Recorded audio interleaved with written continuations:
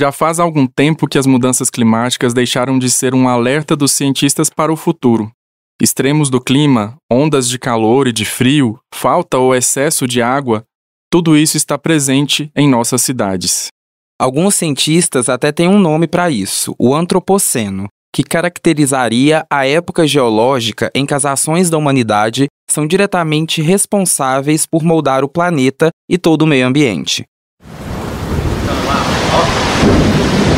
Olha o carro, olha o asfalto, tá levando o carro, ó. Olha o asfalto. Ave Maria, meu pai do céu. Tá arrancando a via, olha lá. Olha a placa de asfalto. Deus, menino. Vai lá. Olha que loucura, olha que loucura. Eu na praia de Uberlândia. Ué. Olha que loucura, meu Deus, gente. Pegou todo mundo de surpresa. A água corre sobre a avenida, placas de asfalto descolam do chão, carros, motos, pertences e até pessoas são levadas pela correnteza.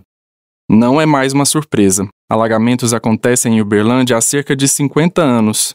Essa gravação que você acabou de escutar é de dezembro de 2023. Foi também a primeira vez que eu, vindo de outra cidade, vi de perto essa cena. Eu estava no trabalho aqui na universidade e quando ia embora para casa me deparei com um rio corrente no lugar da Avenida Rondon Pacheco. Ou seria o contrário. Uma das principais avenidas de Uberlândia, a Rondon Pacheco, é que ocupa o lugar das águas. 40 metros de largura, 7 quilômetros de comprimento. 5 faixas de trânsito em cada sentido, margeadas pelo comércio e por prédios residenciais de 10 bairros da cidade. A Rondon Pacheco foi construída sobre a canalização do córrego São Pedro. Desde então, a notícia da enchente ressurge anualmente nos jornais locais. E esse é um problema que atinge precisamente 1/3 de todas as cidades brasileiras em todos os biomas do nosso país. É o que diz uma nota técnica do governo federal, publicada em setembro de 2023, poucos meses antes da enchente que atingiu todo o estado do Rio Grande do Sul a partir de abril de 2024. Além do que vamos tratar aqui no Ciência ao Pé do Ouvido hoje, esse dado deu origem a uma série de reportagens intitulada As Cidades e as Águas, no programa Comunicação Universitária em Rede, Emergência Climática no Rio Grande do Sul. A produção é uma iniciativa da Rádio UFSCar, a rádio da Universidade Federal de São Carlos, em parceria com todas as universidades federais gaúchas e outras instituições pelo país, como a Universidade Federal de Uberlândia. O programa está disponível em todas as plataformas de áudio. Vamos deixar o link do programa aqui na descrição do episódio. Eu sou Túlio Daniel, jornalista da Divisão de Divulgação Científica da UFO. E eu sou João Damásio, produtor cultural também aqui na UFO. Para o episódio de hoje, nós conversamos com a pesquisadora Giovana Dames Vital, professora da Faculdade de Arquitetura e Urbanismo e Design da UFO. Ela atua com ênfase em desenho ambiental, planejamento ambiental e projeto sustentável para cidades. Em nossa conversa, nós vamos tratar das cidades sobre rios e da realidade de Uberlândia e do Cerrado, na perspectiva de um pensamento que ela denomina como ecossistêmico.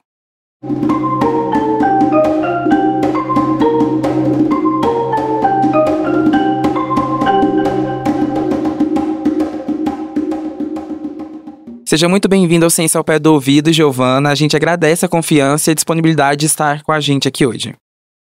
Professora, nosso tema de hoje é o caso das cidades construídas sobre rios. Existem vários projetos para lidar com rios, córregos, lagoas.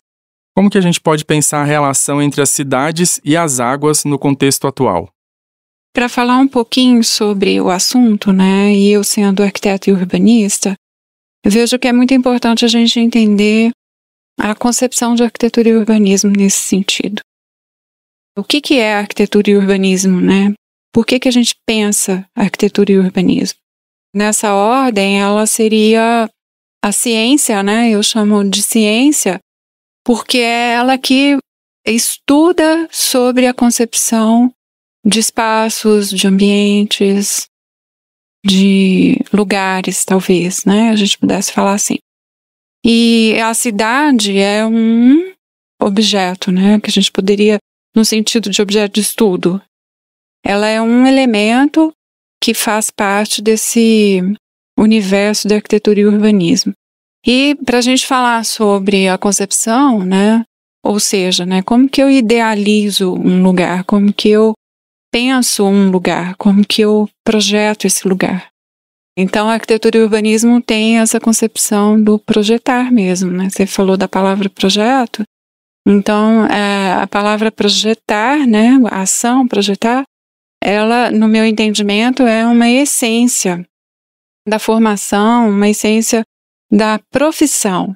Talvez eu pudesse dizer isso, que nos coloca num lugar exclusivo, talvez, no sentido dessa concepção desses ambientes, desses espaços e tudo mais.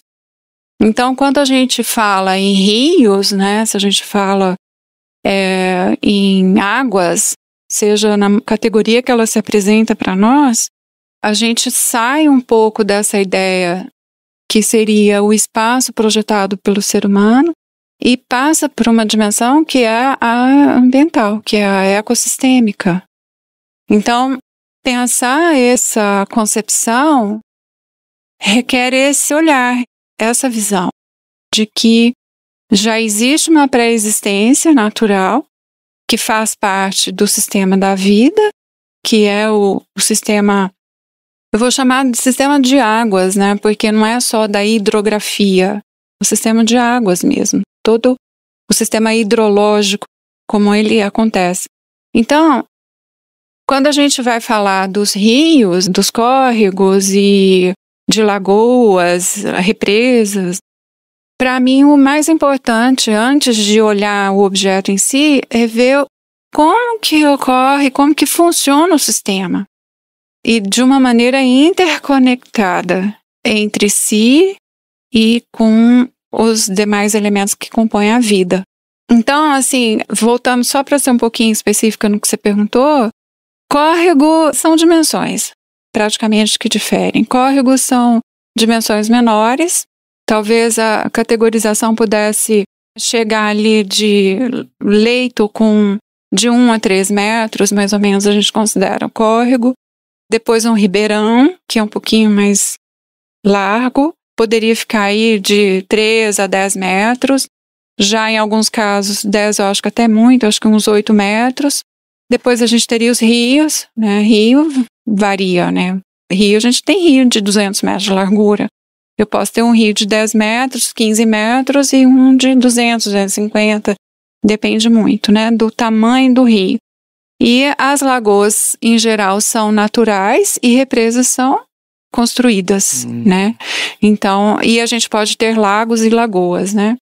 Mas eu sugiro, inclusive, olhar um pouquinho melhor isso aí, a definição com, sabe, uma especificidade melhor, para não ficar equivocado, assim, nem gostaria muito de falar em termos de medida, sabe? Acho que é talvez mais uma ideia da sensibilidade do lugar também, né? De como é que a gente enxerga aquilo, como, por exemplo, falando um vocabulário mais coloquial, sabe? Aquela coisa, né? O córrego você consegue pular, né? O ribeirão você já não pula. Mas acho que é isso, né? Agora, tem uma característica muito importante, que essa sim, acho que vale destacar, no nosso caso do Cerrado, né? Que o Cerrado brasileiro é enorme, né? É que, às vezes eu tenho um curso d'água bem estreitinho, de meio metro, um curso d'água. Todos são cursos d'água. Córrego, ribeirão e rio, né? Cursos d'água. E às vezes eu tenho um córrego bem fininho, bem tímido, mas no Cerrado. No entanto, ele tem áreas hidromórficas nas margens dele que às vezes ultrapassam 200 metros de largura, de extensão, na margem, entendeu? Então, se eu considerar de uma margem a outra, eu poderia ter, às vezes, uma área de 400, 500 metros só de área hidromórfica. Essas áreas hidromórficas, o que elas são? São áreas molhadas, de água mesmo, e que a gente tem os olhos d'água. Então, em vez de a gente ter uma nascente que jorra com a pressão da terra, a gente tem olhinhos d'água nesse território inteirinho. No caso do Cerrado, a gente tem uma característica específica, que é a manifestação das veredas. As veredas se manifestam não somente no Cerrado, elas às vezes aparecem também associadas aos pampas e às vezes até porque depende, às vezes tem área de transição, e até na Amazônia a gente também vê, né, a presença da vereda. A vereda, o que diferencia a vereda? A vereda é essa área hidromórfica, mas o que diferencia ela do brejo, né? Porque o brejo também é uma área hidromórfica e o Pantanal também, né? É a presença do buriti, da palmeira buriti. E o buriti nasce onde tem um olho d'água. Então, ele não consegue sobreviver em áreas drenadas. Então, essa vereda e o solo, o característico da vereda é a turfa, que é um tipo de argila, inclusive muito explorada também. Mas a vereda é patrimônio, né? Então a gente deve conservar, preservar e tal. O que acontece, né? Porque quando olha o curso d'água que tem às vezes meio metro, é meio metro mesmo, né? É pequenininho, uma coisa assim, né? Rasinho e tudo mais. Principalmente num período de seca. Essas áreas hidromórficas, às vezes, você não percebe que ela é hidromórfica pela presença da água. É possível notar pela presença do buriti e pela presença da turfa no chão. Num processo de urbanização, que passa obviamente, pelo processo de loteamento, porque as cidades são construídas por meio de projetos de loteamento, o empreendedor olha para o curso d'água estreitinho e ele fala, isso não é nada. E aí drena-se toda a área hidromórfica, canaliza-se aquele fio d'água e ocupa-se. Então, mais do que dimensão e categorização, eu vejo que importa saber a funcionalidade que esses elementos naturais têm, o papel que eles cumprem no ecossistema e as suas inter-relações com o contexto. Eu poderia ter, às vezes, até uma represa feita pelo homem, ou um açude, né? O açude também é feito pelo homem. No entanto, se ele já constitui um ecossistema natural, ele já é parte da natureza, ele já traz em si a presença da vida ali. E ele já cumpre um papel ali naquele lugar. Quando a gente fala do caso de Uberlândia, onde grandes vias da cidade foram construídas sobre a canalização de córregos, na época as pessoas não sabiam que isso geraria problemas, né? Ou sabiam? Você entendia que isso era correto? Para a gente olhar a cidade e pensar em projeto, a gente tem que pensar o sistema ecológico. E o sistema ecológico, e normalmente a visão que eu me incluo como ser humano, né? Faz parte da nossa evolução. A gente separou durante um tempo. Nós, como seres humanos, a gente achou que a gente podia dominar a natureza. Esse foi um grande equívoco do racionalismo, do pensamento reducionista. E quando a gente canalizar o curso d'água é, de certa maneira, muito pretensioso, né? Porque de achar que vai conseguir dominar as águas e tudo que envolve a vida. Quando eu olho um curso d'água, ele não tem só água, ele não é composto só pela água. Na verdade, eu gosto muito do termo corpo d'água, porque é um corpo. E se a gente fizer uma analogia, em termos de corpo, a água é o sangue. Mas o que seria o sangue no nosso corpo se não fosse a veia? E os músculos? E o nosso esqueleto? Então, o que seria?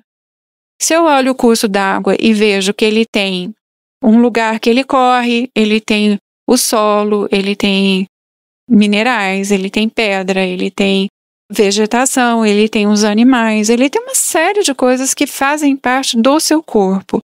Então, isso é um princípio. A outra coisa é o próprio sistema. Então, eu não posso olhar um curso d'água, um corpo d'água isolado. Eu tenho que entender que ele faz parte de um corpo maior, né? De um sistema maior. Se eu pego uma veia do nosso corpo e só olho ela e não entendo todo o sistema que ela está interconectada, eu posso gerar um problema muito sério. Se eu pegar uma veia mais importante no nosso corpo, a veia aorta, se eu cortar a veia aorta, a gente morre, certo? Tudo morre. O que isso leva, né? Para um olhar sistêmico, que não basta a gente olhar para um trechinho pequeno, que a gente não vai conseguir resolver o problema. Para a gente abordar a questão, a gente tem que levar em consideração todas as dimensões envolvidas na questão.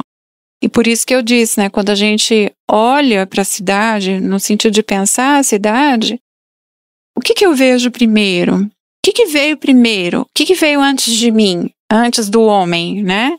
Então, as águas vieram primeiro. Porque se não fossem as águas, a gente não estaria aqui.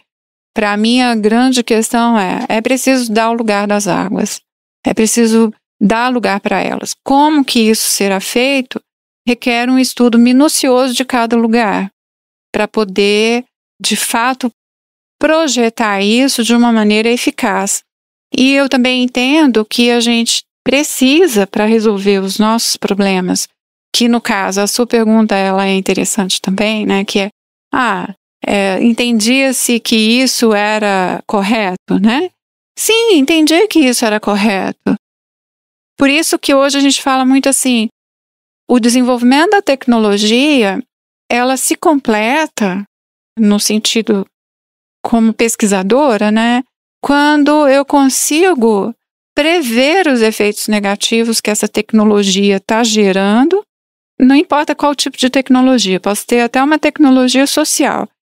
E com o meu desenvolvimento científico, eu dou resposta para isso também. Então, vou colocar uma questão aqui interessante para você entender o que eu estou dizendo. Se eu pego, por exemplo, as tecnologias hoje dos carros elétricos, híbridos, eu acho maravilhosa a ideia. Ambientalista só podia achar maravilhoso, né? E, ok, beleza. Mas quando a gente olha para a questão, e que a gente às vezes não lembra, o que será feito com as baterias desses carros? Ainda não se sabe. Não se sabe. E aí fica uma pergunta, né? Para onde que a gente vai levar essas baterias? Que impacto que isso vai gerar? Será que a gente não está trocando 6 por meia dúzia ou piorando? Então, para mim, para se completar a ciência, ela tem que dar resposta para isso. Para fechar o ciclo, entendeu? Porque senão fica meia ciência. Metade de uma ciência. Então, eu preciso pensar no sentido, se eu olho para uma cidade e vou gerar um projeto de cidade, vou construir, vou interferir, toda a ação do humano gera um impacto, né, na cidade, no sentido da construção. Então, como que eu resolvo isso, entendeu? No sentido do funcionamento da cidade, né, dos impactos ambientais. Porque na medida que eu gero e interfiro naquele ambiente natural, obviamente eu vou gerar um impacto ambiental. O que eu gosto muito de afirmar sempre é, quanto menos a gente toca o solo ou o ambiente, melhor. Ou se eu toco, como que eu toco? E nessa perspectiva de um pensamento ecossistêmico, como lidar com os problemas das enchentes? Que tecnologias estão disponíveis hoje? Tecnologias que favorecem a mitigação. A gente tem não só tecnologias, eu vou falar também o que se desenvolveu a partir, né, do desenho ambiental. O desenho ambiental, na nossa área de arquitetura e urbanismo, ele é pioneiro no Brasil, sabe? Ele é o início dos estudos sobre a questão ambientalista em projetos, né, de arquitetura e urbanismo. Desenho ambiental, né? Desenho ambiental da professora Maria de Assunção Ribeiro Franco, que é líder do grupo de pesquisa Lab Verde, né, e que tem a revista Lab Verde. Esse termo, ele já evoluiu e ele, no meu entendimento, ele anda junto com outros que foram emergindo, né? Então, a gente tem o termo infraestrutura verde, que é uma ideia baseada também no princípio também dos sistemas de hidrográficos, né, de água, mas aliado com a ideia do verde mesmo, ecossistêmico. Nós temos os princípios aí já fora da cidade, né, os corredores ecológicos, que é outro conceito também muito importante. O princípio de resiliência, né, a resiliência urbana, né, e no sentido físico, a gente tem a resiliência social também, mas a resiliência é um princípio que aquilo que a gente dá conta de resistir mediante, por exemplo, um fenômeno da natureza dessa magnitude, como as enchentes, elas são naturais. É natural o rio encher. E o problema é que, como ela não tem espaço para ela infiltrar e o tempo para ela poder infiltrar, porque está ocupado pela urbanização, aí vira o alagamento, né? Vira a inundação e tudo que vem junto, né? Porque a cidade ela está sobre, né, esses lugares de recarga, né, das águas no solo. Então, a resiliência urbana, ela estuda isso num sentido mesmo de como que as cidades conseguem resistir a esses impactos. Tomba, mas não cai, sabe? É mais ou menos isso, né? Aí depois tem um conceito também importante que vai emergir daí, que é o conceito de soluções baseadas na natureza. E aí um princípio de renaturalização, ou renaturalização, isso tem uma variação desses termos, mas as soluções baseadas na natureza é parte também da compreensão sobre o ecossistema, né? E sobre como a natureza funciona. Depois a gente tem também soluções baseadas na natureza. A gente poderia falar do planejamento ambiental. Eu voltando um pouquinho, que é desenho ambiental e planejamento ambiental que a Maria Assunção faz, né? Tem vários outros termos hoje utilizados, mas nem todos, esses que eu estou trazendo para você, são os conceitos que estão alinhados com o princípio ecossistêmico. O outro termo também, que é um conceito importante, que são as cidades esponjas, né? Que já tem origem de um pesquisador chinês. E a gente tem aí depois uma variedade imensa, né, de conceitos contemporâneos. Mas nem todos compreendem esse princípio que eu estou tratando aqui, que é entender o ecossistema como ponto de partida do pensar cidade. Isso aí para mim é essencial e é o que eu venho desenvolvendo aí ao longo desses anos. E o que significa a gente pensar um projeto a partir dos princípios ecossistêmicos e entendendo que o curso d'água, o sistema de cursos d'água estrutura o sistema de cursos d'água, da hidrografia, estrutura o ambiente, porque a vida se dá a partir da água. A gente é dependente da água, seja subterrânea ou seja superficial, a gente depende dela. E aí, desse conjunto de conceitos, a gente tem algumas tecnologias já desenvolvidas, né? Por exemplo, sistemas de jardins de chuva, que são sistemas muito interessantes e importantes para poder auxiliar na coleta dessas águas de chuva e segurar a água de chuva e reutilizar. Os sistemas de telhados verdes também, que estão associados com sistemas de jardins de chuva, podem estar. Biovaletas, né? Talvez sistemas de piscinas naturais também, auxiliando também no recolhimento das águas. Muros verdes, os edifícios florestas, Boeri, né, na Itália, que vai falar dos edifícios florestas, que é uma verticalização também, um princípio de, sabe, levar o jardim, e não é qualquer jardim, é um jardim pensado a partir das espécies nativas do lugar, né, que conseguem resistir ao clima. Então, eu vejo que são alguns indícios, o mesmo princípio da cidade esponja vai também um pouco nesse caminho, porque é pensar como é que ela consegue, na mesma ideia da esponja, segurar a água, entendeu? E ela aí, né, sendo liberada aos poucos, numa proporção menor, porque ela vai conseguir infiltrar mais, dá tempo dela infiltrar e ela depois pode ser lançada num sistema de coleta de águas de chuva, por exemplo, né? E aqui em Uberlândia ainda seria possível rever nossa relação com as águas? Qual que é o papel desses cursos d'água aqui na nossa cidade? No caso da Rondon, hoje já adensou muito do ponto de vista construtivo. A gente ainda tem umas áreas que não foram adensadas, Mas a gente teria que olhar Rondon na sua extensão do seu perfil dos 40 metros, entendeu? Na extensão dos 40 metros, na sua largura. E entendendo que o ribeirão que corre ali, ele é estreito. Tem um projeto muito interessante que é na Coreia, o Chingengchon, que é o retorno do curso d'água lá.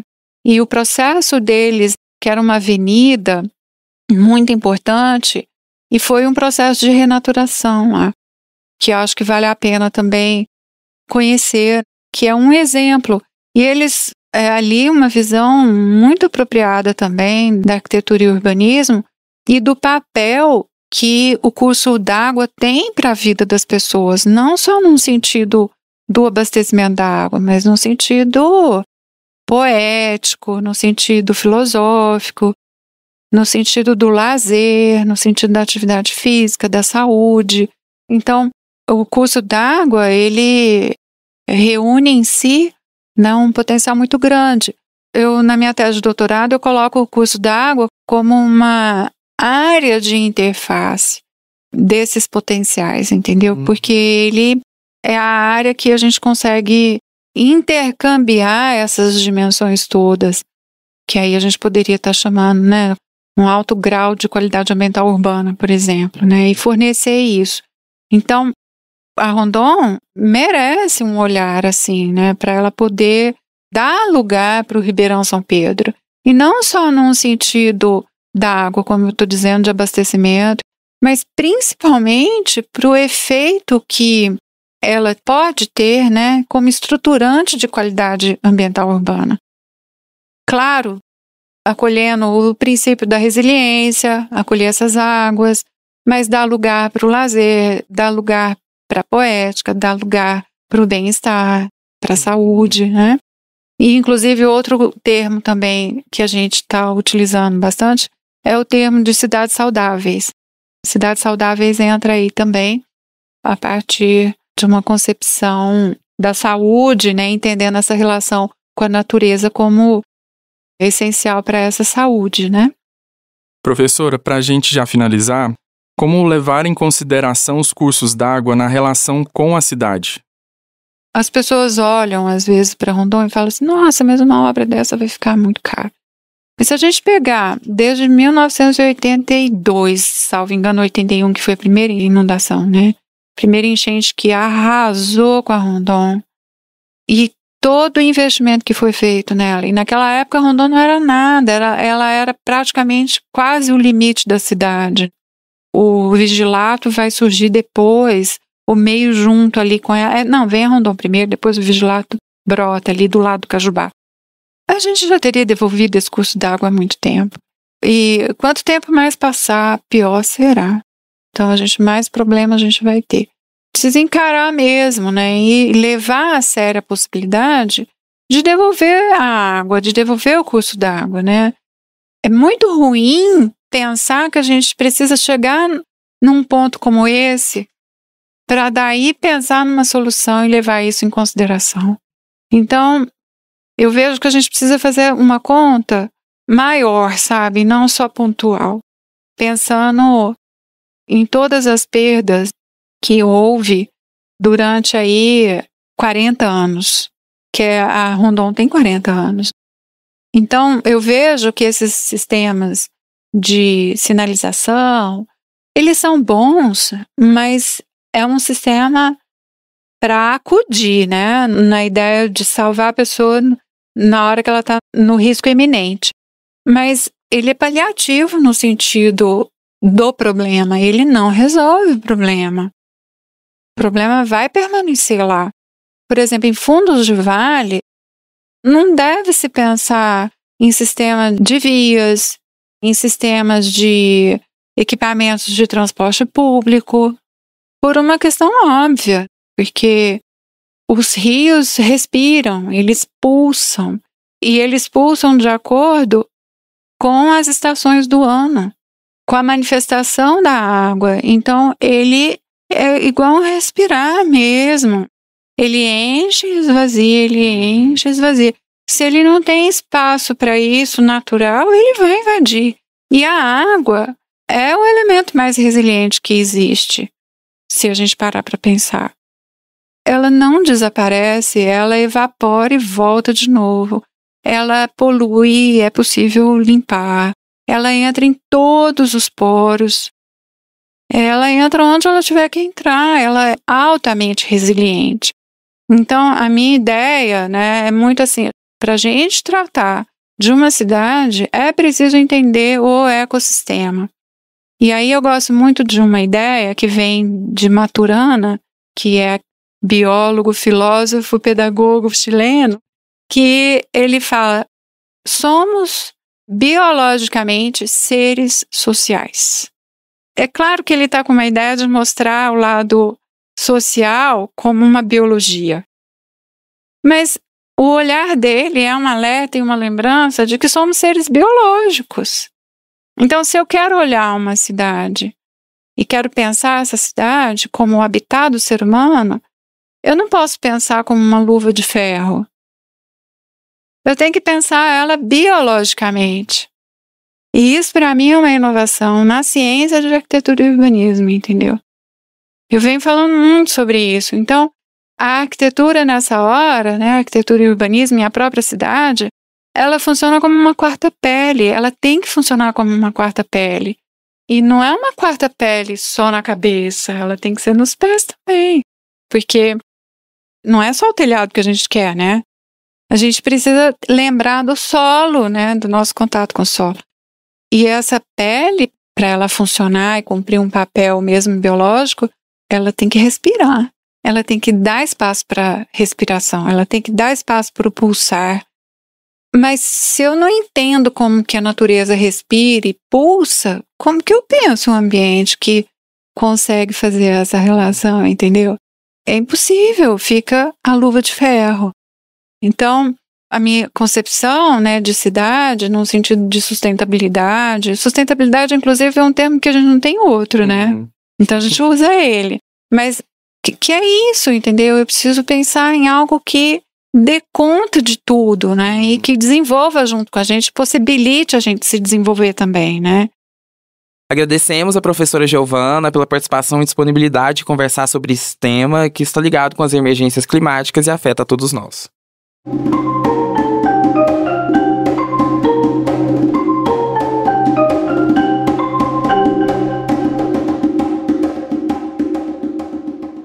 Bom, pessoal, esse é o momento em que você que segue o Ciência ao Pé do Ouvido nos avalia.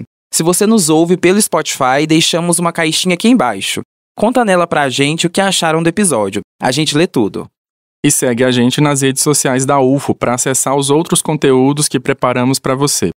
As arrobas você encontra aqui na descrição. Gostou desse episódio? Quer perguntar algo, mandar um recado ou indicação pra gente? É só mandar um áudio ou mensagem de texto para o nosso WhatsApp.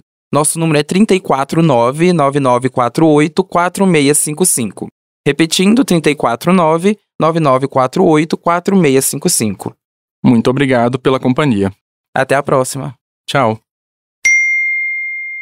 O Ciência ao Pé do Ouvido é o podcast da Divisão de Divulgação Científica da DIRCO, a Diretoria de Comunicação Social da Universidade Federal de Uberlândia. Produção e entrevista desse episódio foram feitas por mim, João Damasio, produtor cultural.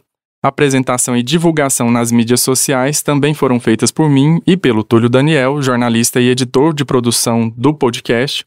Somos da Diretoria de Comunicação Social da UFO, a DIRCO.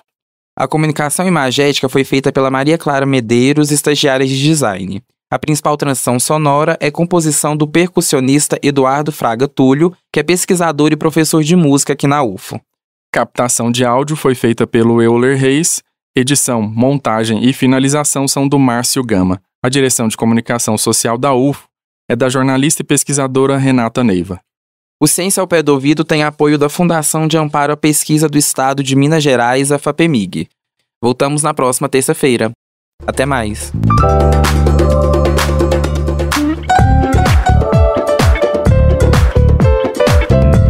Ciência ao Pé do Ouvido.